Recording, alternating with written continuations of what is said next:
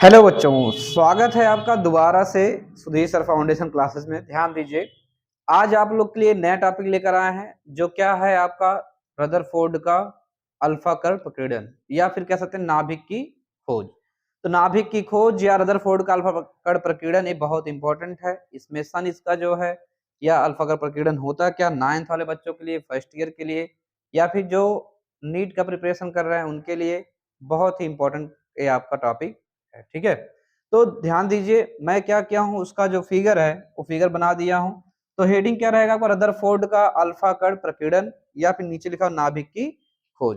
देखिए ध्यान दीजिएगा, अगर हमारा ये वीडियो समझ में आता है तो आप वीडियो को क्या करिए, लाइक करिए। अगर हमारे इस चैनल पर नए हैं, चैनल को क्या करिए भैया, सब्सक्राइब कर लीजिए, ताकि आपको जो मेरे न्यू न्यू वीडियो हैं उनके वीडियो के बारे में नोटिफिकेशन आपको मिलता रहे। ठीक है, तो देखिए क्योंकि हम लोग प्रयास कर रहे हैं भैया आपको कुछ नया नया चीज देते रहें, तो ज्यादा समय ना लेते हुए वीडियो को हम क्या करते हैं, स्टार्ट करते हैं। ध्यान दीजिए, तो पहले स्टार्टिंग करते हैं, इस पर लिखा क्या जाएगा, होता क्या है।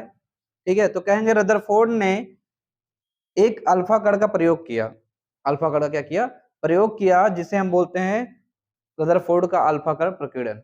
एक प्रयोग किया कब, 1911 ईस्वी में भैया, ये याद होना चाहिए। रदरफोर्ड ने 1911 ईस्वी में अल्फा कण का एक प्रयोग किया, जिसे हम रदरफोर्ड का अल्फा कण प्रकीर्णन कहते हैं। यानी 1911 में इन्होंने क्या किया, अल्फा कण का बौछार कराया और उन्होंने जो देखा उसी को ही बोलते हैं रदरफोर्ड का अल्फा कण प्रकीर्णन।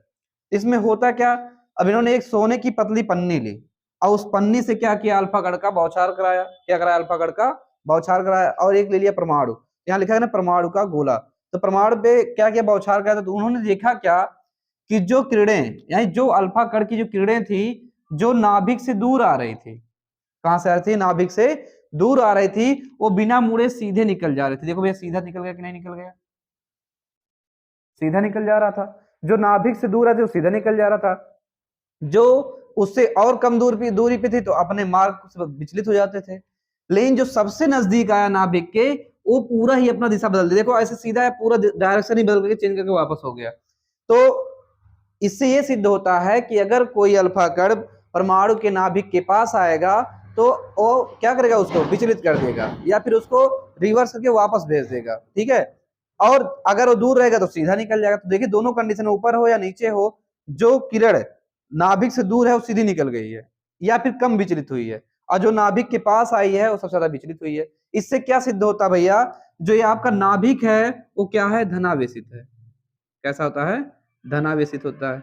यानी ये जो हिस्सा है आपका कैसा है, धनावेशित है। इसी कारण क्या हुआ है, इनका प्रतिकर्षण हुआ। अब बात आती है प्रतिकर्षण हुआ क्यों, क्योंकि अल्फा कण क्या होता है भैया, पॉजिटिव होता है। क्या होता है, पॉजिटिव। बीटा कण होता है वो निगेटिव होता है। ठीक है, तो अल्फा कण पॉजिटिव होता है, तो पॉजिटिव पॉजिटिव आप जानते होंगे, प्लस प्लस हमेशा क्या करते हैं भैया, प्रतिकर्षण करते हैं।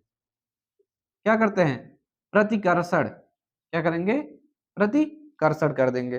तो इसी वजह से क्या हुआ, जो किरणें नाभिक के पास आई वो पूर्ण रूप से विचलित हो गई, जो नाभिक से थोड़ा दूर आया वो कम विचलित हुआ, और जो एकदम से दूर आया वो सीधा निकल कर विचलित नहीं हुआ। इससे क्या सिद्ध हुआ कि जो नाभिक होता है परमाणु का वो क्या होता है भैया, धनावेशित होता है। क्या होता है, धनावेशित होता है। तो इससे परिभाषा भी बन गया कि परमाणु के धनावेशित भाग को, परमाणु के धनावेशित भाग को क्या कहते हैं भैया, नाभिक कहते हैं। क्या कहते हैं, नाभिक कहते हैं। और एक चीज ध्यान दीजिए, और नाभिक में होता क्या है आपका, दो चीज, प्रोटॉन और न्यूट्रॉन, दो चीज होते हैं। परमाणु के नाभिक में क्या होता है, प्रोटॉन और न्यूट्रॉन होता है। ठीक है, तो रदरफोर्ड का अल्फा का प्रकीर्णन इतना ही है। ध्यान दीजिए 1911 में रदरफोर्ड ने इसका प्रयोग किया था, अल्फा कण के द्वारा एक परमाणु के नाभिक पर क्या किया, अल्फा कण का बौछार कराया। तो उन्होंने देखा क्या कि कुछ किरणें जो दूर से आती हैं वो सीधा निकल जाती हैं, जो नाभिक के पास आता है वो विचलित हो जाता है, जो ज्यादा पास आता है वो अत्यधिक विचलित हो जाता है या पूर्ण रूप से विचलित हो जाता है। इससे सिद्ध होता है जो नाभिक होता है वो क्या होता है, धनावेशित होता है। तो कह सकते हैं परमाणु के धनावेशित भाग को क्या बोलते हैं, नाभिक बोलते हैं भैया। ठीक, नाभिक में होता क्या है, प्रोटॉन और न्यूट्रॉन। ठीक है, चलिए, तो अगर हमारा ये वीडियो आपको अच्छा लगा हो तो वीडियो को लाइक करें और चैनल को सब्सक्राइब जरूर कर लें भैया। और एक चीज देखिए, आप लोग अपने कमेंट द्वारा बताते रहिए।